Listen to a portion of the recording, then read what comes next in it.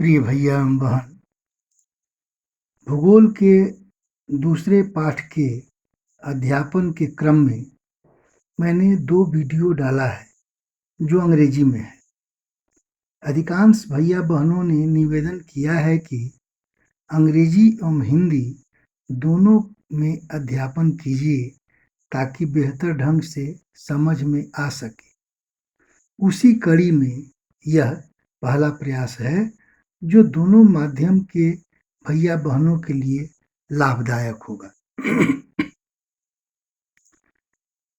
2 video जिसमें मैंने अंग्रेजी में पढ़ाया था, शीर्षक है physical features of India, Bharat का भौतिक स्वरूप। मैंने उसमें बताया था कि किसी भी देश या जगह के भौतिक स्वरूप के बारे में जब हम बात करते हैं तो उसके भौतिक विभाजन की बात करते हैं। जैसे उस देश की स्थलाकृति कैसी है, कौन-कौन से स्थल रूप वहाँ पाए जाते हैं, पर्वत है, पठार है या समतल मैदान है या मरुस्थल है, द्वीप समूह है, आदि आदि।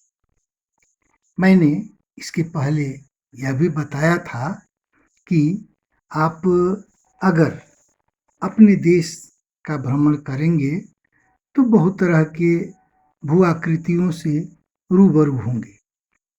अगर आप मैदानी इलाकों में रहते हैं तो विस्तृत समतल मैदान का या फिर हरे भरे खेतों का अनुभव आपको होगा, और अगर आप पर्वतीय इलाके में रहते हैं तो फिर पर्वतों, ऊंची नीची घाटियों, असमतल भूभागों का अनुभव आपको प्राप्त हुआ होगा।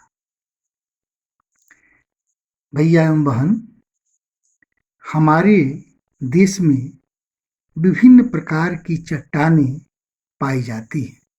अपना देश एक विस्तृत भूभाग वाला देश है।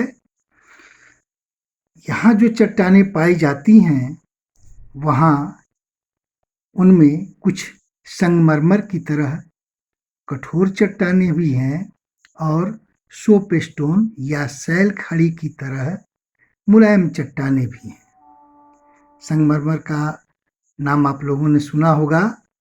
भारत का ताजमहल इसी से निर्मित हुआ है। अब इन चट्टानों के द्वारा मृदा का निर्माण होता है। हम लोगों ने पढ़ा है कि मृदा चट्टानों के टूटने से बनती है। तो जिस तरह की चट्टानें रहती हैं उसी प्रकार की मृदाएं निर्मित होती हैं, क्योंकि मृदाओं के लिए पैरेंटल रॉक या पैतृक चट्टान की भूमिका सबसे अधिक महत्वपूर्ण होती है। इस अध्याय में जिन बातों का हम लोग अध्ययन करेंगे उस बातों को समझने के लिए 2-3 बिंदुओं को समझना पहले आवश्यक है। जैसे एक बिंदु आपको पढ़ने के क्रम में मिलेगा, गोंडवाना लैंड या गोंडवाना भूमि। अब हम इस पर चर्चा करेंगे, फिर आगे बढ़ेंगे कि गोंडवाना भूमि है क्या। एक समय अतीत में पूरे महादेश एक साथ जुड़े हुए थे। उसको भूवैज्ञानिकों ने पेंजिया नाम दिया।